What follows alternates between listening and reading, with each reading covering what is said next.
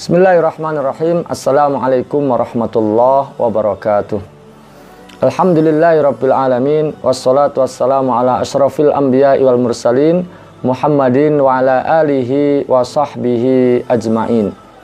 Qalu subhanaka la ilma lana illa ma 'allamtana innaka antal alimul hakim. Allahumma inna nas'aluka ilman nafi'a wa rizqan thayyiba wa amalan mutaqabbala. Allahumma inna na'udzubika min ilmin la yanfa' wa min qalbin la yakhsha' wa min nafsin la tashba' wa min da'watin la yustajabu laha.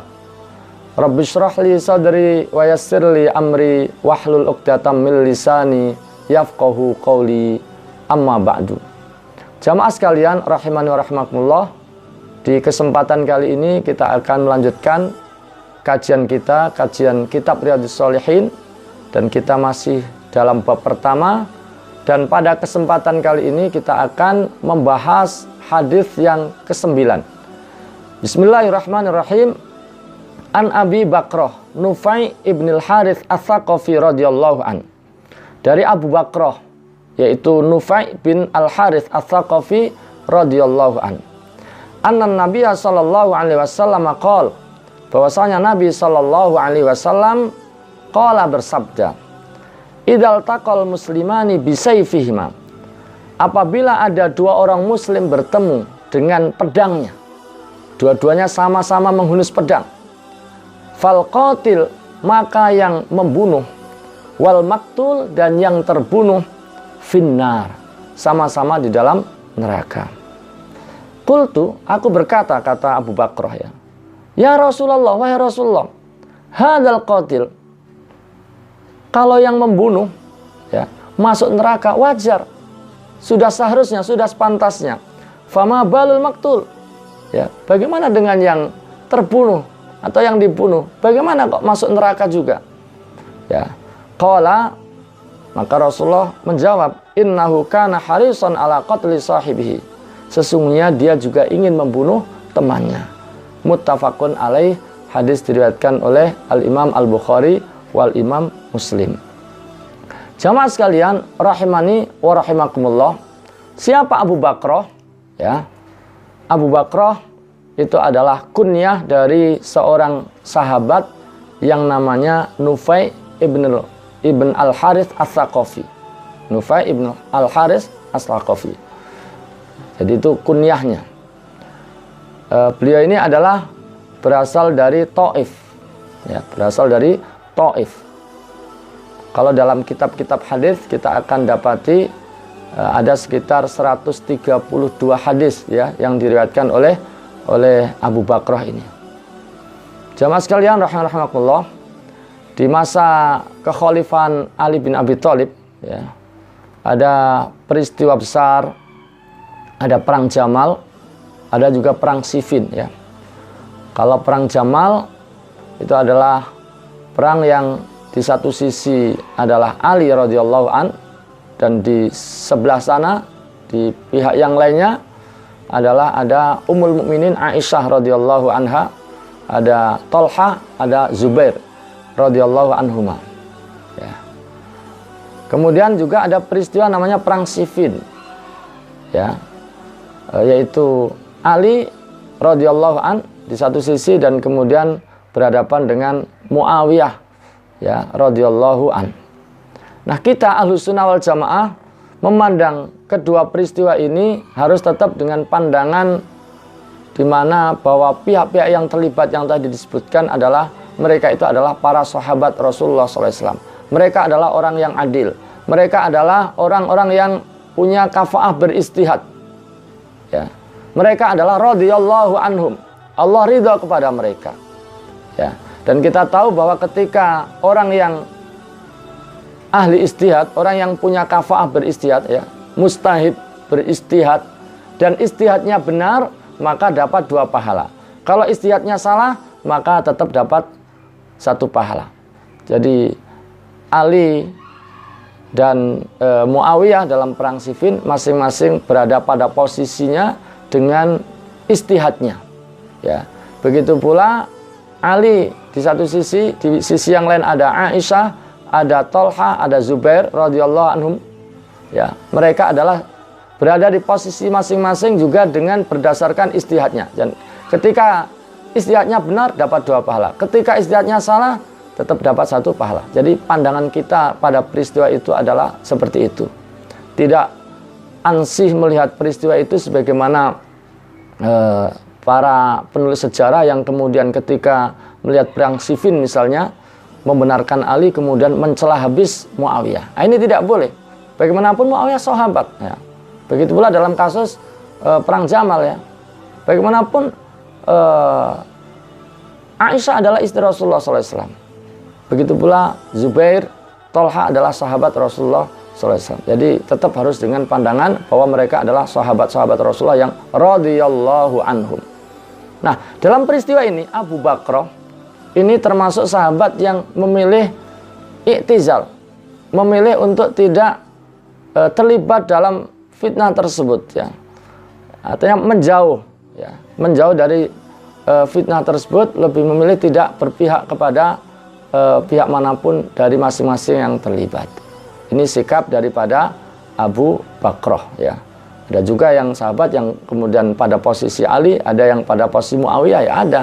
Ya berdasarkan ijtihad, tapi Abu Bakrah lebih memilih tidak kepada dua-duanya. Jamaah sekalian rahimakumullah, Abu Bakrah meninggal di Basrah tahun 52 Hijriah. Nah, apa kita kembali kepada hadis yang kita baca? Apa yang kita bisa simpulkan dari hadis yang tadi kita baca? Yang pertama adalah bahwa orang yang berniat melakukan maksiat dan sudah berusaha mewujudkan niatnya tersebut, maka ia dicatat mendapatkan dosa. Walaupun apa yang diniatkan, yang direncanakan akhirnya tidak terjadi, tidak terrealisasi karena adanya suatu penghalang. Apalagi sampai terjadi. Seandainya tidak terjadi pun dia sudah dicatat mendapatkan dosa. Karena ada niat dan sudah berusaha merealisasikan. Berbeda dengan orang yang terlintas dalam benaknya, dalam pikirannya kemaksiatan. Ada lintasan pikiran untuk maksiat.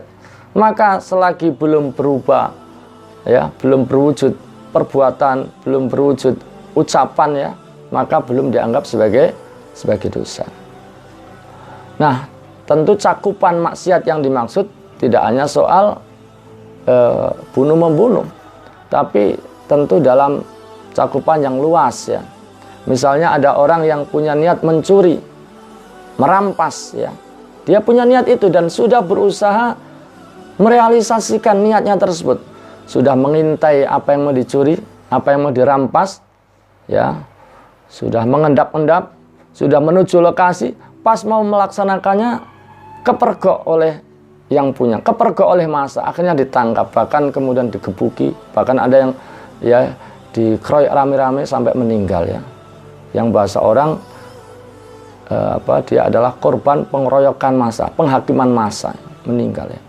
Tapi kita tidak membenarkan pengeroyokan ini, tapi kita melihat dari sisi orang yang sudah punya niat berbuat maksiat dan sudah berusaha merealisasikan, walaupun akhirnya itu gagal atau batal terlaksana, maka dia tetap dicatat sebagai yang mendapatkan dosa. Begitu pula maksiat berupa misalnya zina.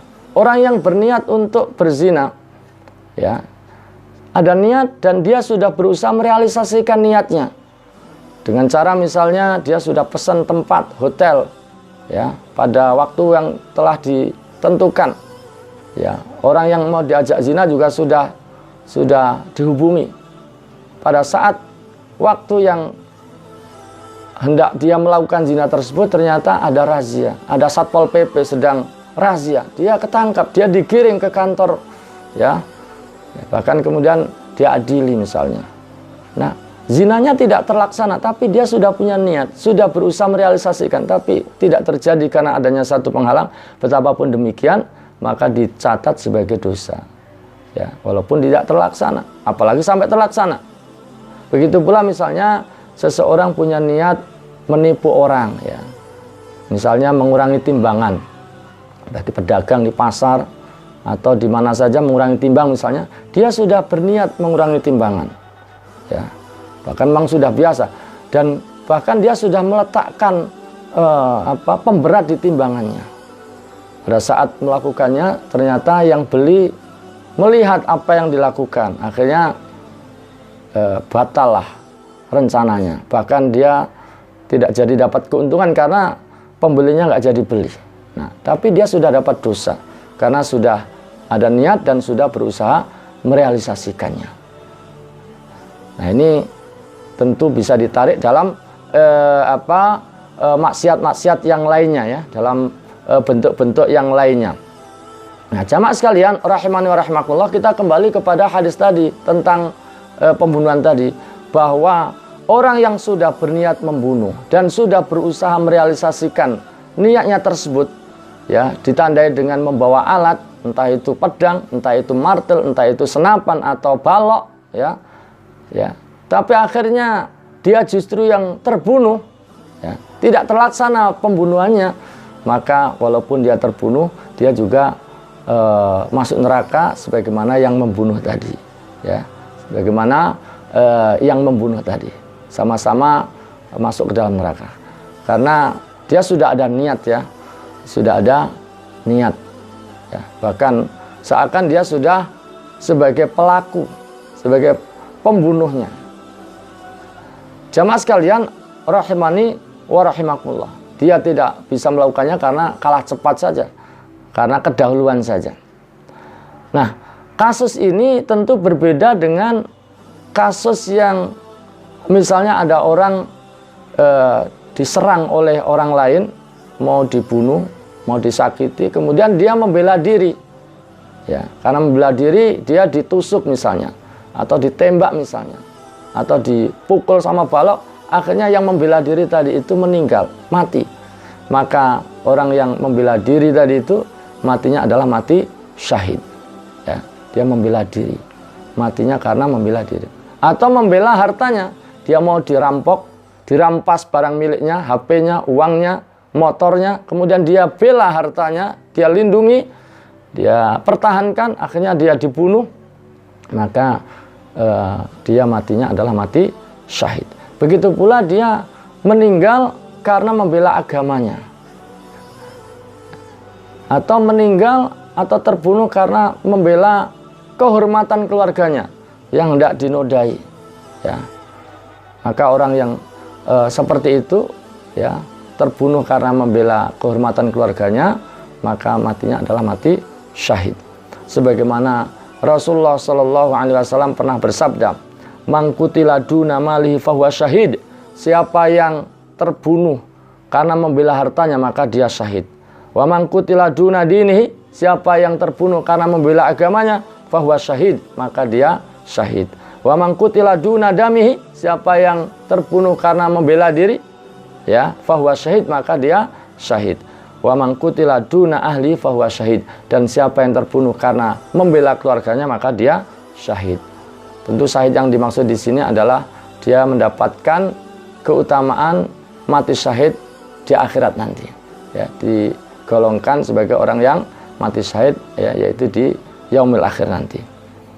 Nah, adapun orang yang mau merampok, mau membunuh tadi, mau menodai orang lain kemudian mendapatkan perlawanan, akhirnya justru dia yang terbunuh ya, dia masuk neraka, dia yang berdosa karena dia yang punya niat jahat. Tapi yang membela diri tadi, bela diri, mau dirampok, mau diserang dan seterusnya, akhirnya membela diri dan terbunuh, maka dia mati syahid. Jamaah sekalian rahimani wa rahimakumullah. Nah, hadis ini juga memberikan ya tahdzir, peringatan keras kepada kita semuanya, kepada umat Islam, untuk tidak saling bunuh-membunuh. Apalagi latar belakangnya adalah karena hamiyah, karena fanatisme, golongan, kelompok, ya, kesukuan.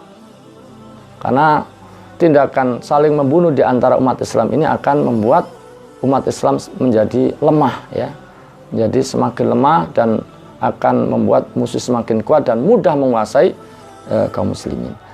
Di samping tindakan pembunuhan itu sendiri adalah satu tindakan yang besar di sisi Allah, adalah dosa besar yang akan mengundang kemurkaan Allah Subhanahu wa taala, mengundang laknat dari Allah. Bahkan orang yang melakukan pembunuhan tersebut terancam masuk neraka jahanam dengan azab yang sangat berat, dan masuk ke dalam neraka itu adalah untuk selama-lamanya, kekal abadi. Wabil khusus ketika dia melakukannya itu dengan sengaja, ya, dengan sengaja.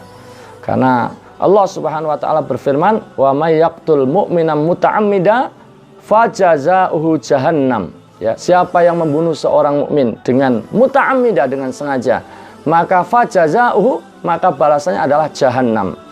Khalidan fiha, kekal di dalamnya.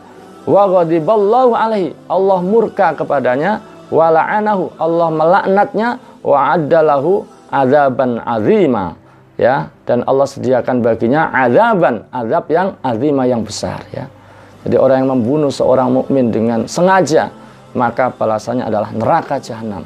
Dia kekal dalamnya, dapat murka, dapat laknat, dan dapat azab yang berat, ya.